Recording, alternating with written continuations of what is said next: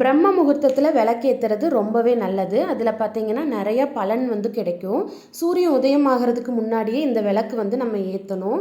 அதாவது அதிகாலை நேரத்தில் தேவர்களோட பார்வை நம்ம பூமிக்கு படும்னு சொல்லுவாங்க.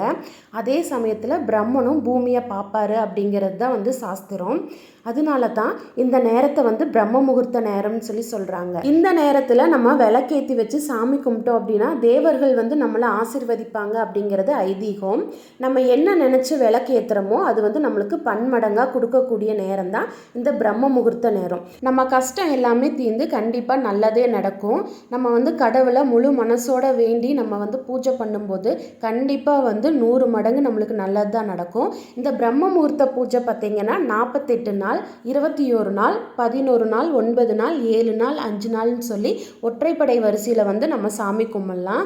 உங்களால் எவ்வளோ நாள் கடைபிடிக்க முடியுதோ அத்தனை நாள் நம்ம இந்த பிரம்ம முகூர்த்த பூஜையை செய்யலாம். இன்றைக்கி சாமிக்கு தீபம் தூபம் எல்லாமே காட்டிட்டு கந்த சஷ்டி கவசம் படித்து சிறப்பாக பூஜையை இன்றைக்கி செஞ்சு முடிச்சிட்டேன்.